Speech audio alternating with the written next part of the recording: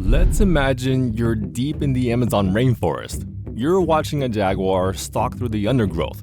200 pounds of pure ambush predator, jaws that crack turtle shells, muscles coiled so tight it can leap 20 feet from a standstill.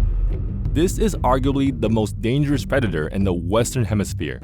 And somewhere within 100 yards of it, completely unbothered, sitting on a wet leaf in plain view, is an animal the size of your thumb that could kill that jaguar before it took 3 steps. It has no fangs, it has no claws, it cannot run, it cannot even bite you in any meaningful way. And yet it carries enough toxin in its skin to kill 10 grown men. Not over time, not with multiple doses, right now, on contact. This is the golden poison frog. And I know what you're thinking. How does something that looks like a gummy candy become the single most toxic vertebrae on Earth? But that's not even the most disturbing part. The most disturbing part is that the frog itself isn't even responsible for it. So let's set the stage. The Amazon is not short on things that can kill you. The jaguar, 2,000 psi bite force, and unlike every other big cat, it doesn't go for the throat. It bites directly through the skull. Through the skull. That is a completely different category of predator. Then you've got the green anaconda, 300 pounds of muscle that doesn't kill by venom or teeth. It wraps, tightens, and waits. Every time the prey exhales, the coils take up the slack. Death isn't from crushing, it's from your own blood stopping. And if we're being honest about what's actually terrifying, the bullet ant deserves a mention. Its sting ranks at the top of the Schmidt Pain Index. The entomologist who created that scale described it as pure, intense, brilliant pain, like walking over flaming charcoal with a 3-inch nail embedded in your heel. He named it after being shot. So you've got the cat, the snake, the ant. Speed, power, venom, crushing force. And then there's this frog. Phyllobates terribilis, the golden poison frog. 2 inches long, weighs less than an ounce, lives on the rainforest floor in a tiny corner of Colombia's Pacific coast. It has no physical weapons. Its teeth, if you can even call them that, are too small to break human skin. It doesn't have venom glands. It doesn't have stingers. Nothing on its body is designed to hurt anything. And yet the Emberá people of Colombia have known something about this frog for centuries that Western science didn't confirm until the 1960s. They don't fear this frog. They use it. An Emberá hunter captures a golden poison frog by holding it with a leaf, never directly touching it. Then they rub the tip of a blowgun dart across the frog's back. That's it. Just a pass across the skin. That single dart, tipped with whatever transferred in that fraction of a second, can bring down a monkey in the canopy. And here's the part that genuinely doesn't sound real. That dart stays lethal for up to 2 years. A single frog can coat 50 darts. 50. So why is this effect even happening in the first place? How does an animal with zero offensive biology become a weapon that indigenous hunters have relied on for generations? The answer is a molecule called batrachotoxin. And to understand what it does, you have to understand how your nerves work, which, I promise, I'll keep to the interesting parts.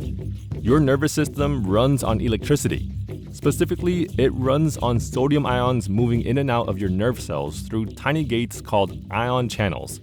These gates open, sodium rushes in, an electrical signal fires. Then the gates close. Open, close, open, close. That rhythm is what lets you move, think, breathe, everything. Batrachotoxin binds to those gates and locks them open permanently. The sodium never stops flowing in.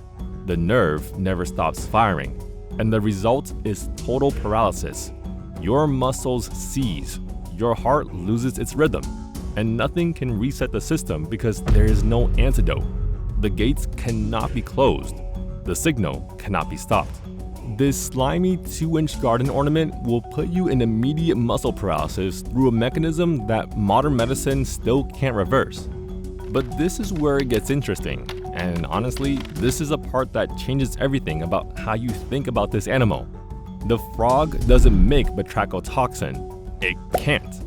No vertebrate produces steroidal alkaloids like this on its own. The toxin comes from the frog's diet.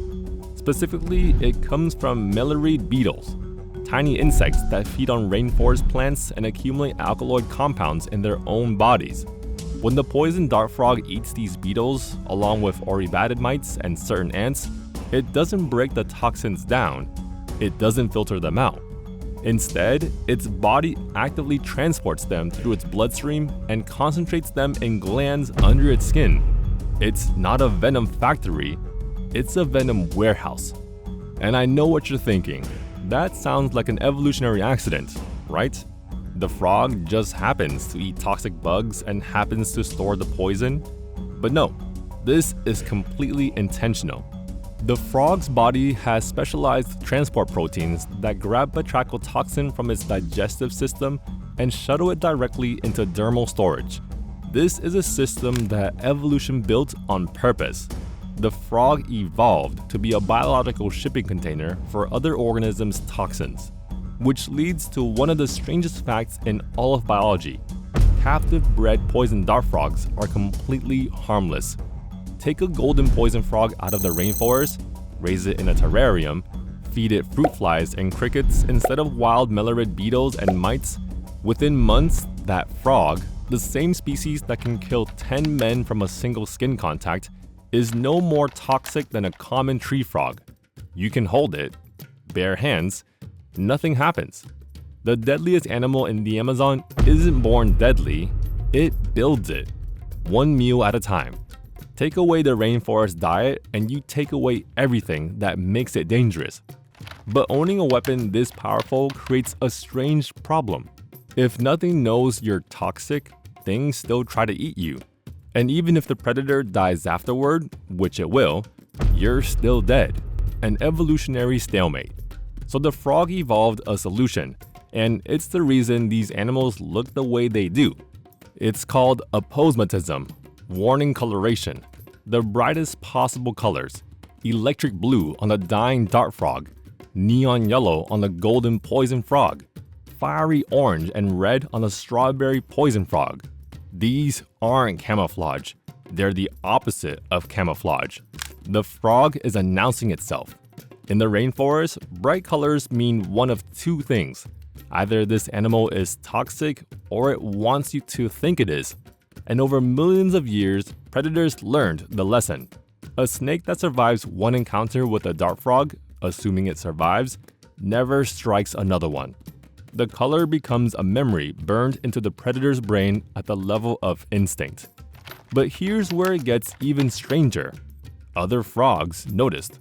There's a species in the Amazon called Alobates zaparo. It's completely harmless, no toxins at all. But it has evolved the exact same color patterns as the genuinely poisonous frogs living in the same patch of forest.